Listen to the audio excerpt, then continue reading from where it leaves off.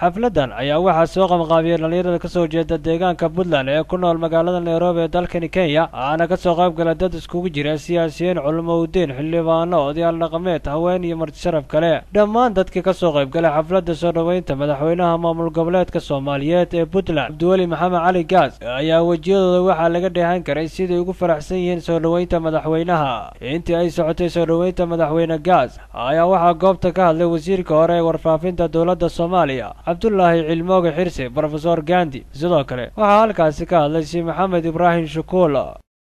waxaan rabaa inaan ka sheego Puntland doorashadeedii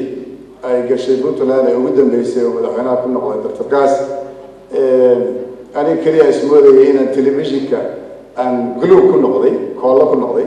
laakiin marka federaalka Soomaaliya u leeyahay marka mawduucaas waxaan u maleynayaa si toos ah loogama jawaabi karo laakiin wuxuu u baahnaanaa in waxyaabo fara badan oo keenay laftigiisa federaalka in laga hadlo wafdigiisu ay la socdaan khaasatan mid dadka Soomaaliyeed ku wajahan oo aad ogtihiin inaysan fiicnayn dhinac walba marka laga fiiriyo oo dadkii barakac fara badan baa ku dhacay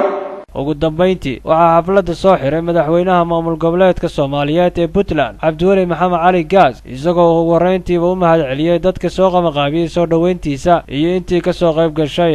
dumarkii iyo jaariyadda Soomaaliyeed ee Puntland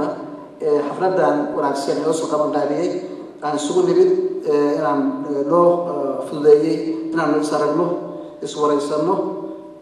waxaan isniraano runtii aad u mahadsan yihiin intiina waqtiga u soo hurtay inaad timaadaan oo la soo gashaana